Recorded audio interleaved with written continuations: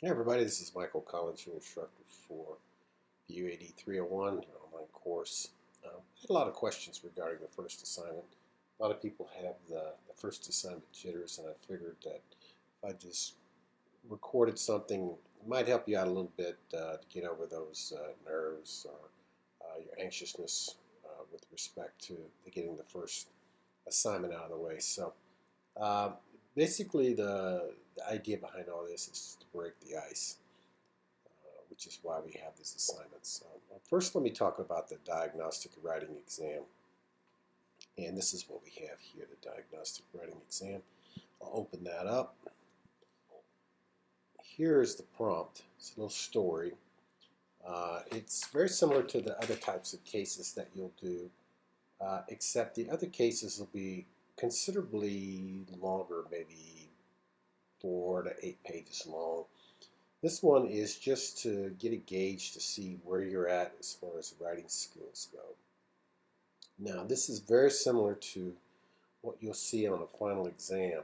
So, in fact, I think it was a final exam at one time. Dr. Escala sent me this, and this is what we're going to be using for all of our 301 courses this semester, as far as seeing, uh, measuring basic skills and abilities. So, having said that, I don't want you to worry too much about this. All it is we're just trying to get a gauge to see where you're at and where you need to be. So, having said that, what you'll do is you'll read the story right here, and then you'll get to the task portion. And it says, so and so and so and so have hired you as a consultant. You're trying to prepare for the holiday season. What advice will you offer your clients? And it says your analysis should clearly and concisely state the business problem. So, excuse me a second. So what you'll do is identify the big issue. What's the big issue here? Identify material in the case. State a measurable goal, like anything, and analyze the advantages and the disadvantages of two possible solutions that you could come up with that would help these people out. And finally, you'll recommend the solution that will best meet the business objectives. Now, as we progress through the case, you'll go through a more formal process called the five-step case analysis, which this mirrors, but don't worry too much about that. We want to see how you write naturally, how you put together ideas, formulate ideas and strategy, that sort of thing. So here's the other instructions. Don't write a memo. Pretty self-explanatory. How to put your name, center title page, use 1-inch margins, size 11, 12 fonts. Now that's my personal pet peeve is people try to squeeze in more by going microscopic on the fonts or minimizing the margins. Don't do that, please. It's really hard to read, hard to follow. Spell check and proof everything, and don't go over a page. So tell me everything you need to know in one page. And that's pretty much it. Um, you're going to be evaluated on the class rubric. You'll see here CLASS, Content Literacy Audience Strategy and Style. You'll be able to find a copy of that in the class. But again, write as you normally write. Don't stress. Okay. And then we'll worry about getting you moved in the proper way of doing it. The business school way of method of doing it. All right. Okay. So, all right. So that's the first thing you have to do. Now let's go back to the other assignment that you're going to have. This is our week 1 assignment. And again, pretty straightforward stuff. The topic is audience and medium. And what does all that mean? Audience. Well, you have multiple audiences here. Adobe, General Dynamics, and Hilton Hotels. Now, like every audience, they have different methods that are most appropriate to reach them. So let's say, for example, you want to reach 5-year-old kids. Obviously, you're not going to be putting articles in high profile, like Ladies Home Journal or Mechanics Illustrated or whatever. You have to reach them where they're at, so you would put an advertisement on cartoons Saturday mornings or whatever, and at appropriate age level. Now, I know that's an extreme example, but you get where I'm going with this. We have three different audiences. Adobe. Let's talk a little bit about Adobe. What is unique about Adobe that's different about General Dynamics and Hilton? What is General Dynamics? What do they do? What products, services do they sell? Who are the types of people that work there? What are their educational levels? So, you get where I'm going with that. So, we go here, summary of the organizations and the businesses engaged. So let's do that. So let's just say you have to do all three. So Adobe, what do? They manufacture and produce software. Now that's just off the cuff, but what kinds of software? You need to fill that in with explanation, So answer all the big questions. Who, what, when, where, why, and how. Okay, so who is obviously Adobe, but what is Adobe? What business are they in? What do they produce? So again, we talked about manufacture-produced software. What kind of software? When do they do it? Okay, so how long have they been around? Where are they located? Where are their operations? Are they a global company? Where are they strong? Why do they do what they do? Well, pretty obvious. Businesses are in business to make money, to produce value for shareholders, that sort of thing. And how do they do it? So you can answer all those questions. And then let's go back. And then basic employee demographics. Where are we at here? Okay, so employee demographics.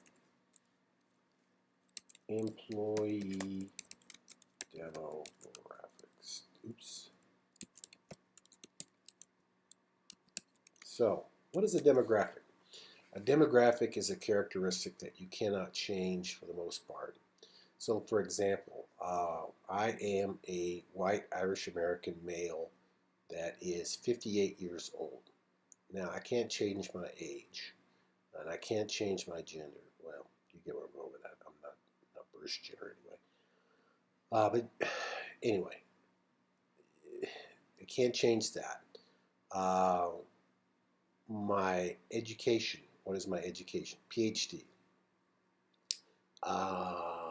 What else? I make X amount of money, so that's also a demographic. I live in the western part of the United States, so this is something that you need to figure out. What are the basic employee demographics? So, obviously, the entry-level demographic for somebody who teaches in university is a PhD. Doesn't matter what your gender is. Generally, most people are over age 35. Of course, not all, but I mean, typically it takes a few years of work experience and a lot of school. So it's pretty rare to see a PhD 35 and younger. But you see where I'm going with that, right? So same thing with Adobe. Where are they at as far as education, income, gender, that sort of thing? These are all demographics. All right, so let's go back to these types of things. You can generalize. Now, you can find this information. I know it's available. A lot of people throw up their hands and say, I can't find it. Well, yeah, you can. Call Robert Sage at the business school. Oh, he's the business school librarian at the Pollock Library. He can help you find all kinds of useful information. Also, you can do just basic searches, basic industry searches. If nothing else, you can call up human resources and say, hey, I got a project working. Can you help me figure this out? But you don't even have to go that far. We're just looking for broad generalizations, not detailed percentage breakdowns, okay? Okay, how is power and communicated distributed? For example, is this a top-down hierarchical or horizontal? Okay, creative industries are typically more horizontal, repetitive, structured companies, or more vertical. So let's talk about that. I'll give you two good examples: Marine Corps and the Social Security Administration. Both are government organizations, but Marine Corps is very vertical.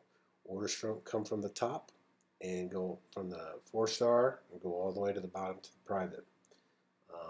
Social Security is more of um, a horizontal organization because it's more people oriented.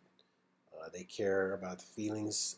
They're not quite as efficient because they get more buy-in and input from people. It slows things down, but it puts people more on an even, more democratic basis. So you get where I'm going with that too. All right. So most effective styles of disseminating messages based on employee demographics. Okay. Uh, educated people require less in-person conversation. But if you want to motivate people to do things, if you want commitment, it's generally better to have face-to-face conversations. But again, you can get all that from reading from books and readings and that sort of thing. Employee types, the PowerPoint that I produce for you, that sort of thing. And what non-monetary incentives can you provide to employees? So let's say General Dynamics. Um, you could send, you can't use this now that I'm going to say it, but let's say General Dynamics, you bring in 20 new employees, you get to go up with one of the test pilots for an hour of loop-de-loops. Um, okay, so that would be a non-monetary incentive. Okay, hopefully that answered some questions. Let's see. Let me go back to this. Make sure that I've done everything. Let's see. So we got the writing assignment, the diagnostic writing exam. I have a lecture video that talks a little bit about how to do the week 1 assignment. There's a class rubric. I told you about that earlier. And also, I would like for you to make sure you read the syllabus. Get your books, which is clicking on that link right there, and you can also get the download the PDF. I think it costs maybe $20. Sorry about that, but you got to buy the cases. You post your personal bios here. Let's see, a lot of people have done it already, and you can also ask anything if you have a question. And let's see, what else? I think that's about it. And acknowledgement. Make sure you let me know that you've read and understood the syllabus. I also got a video link for that.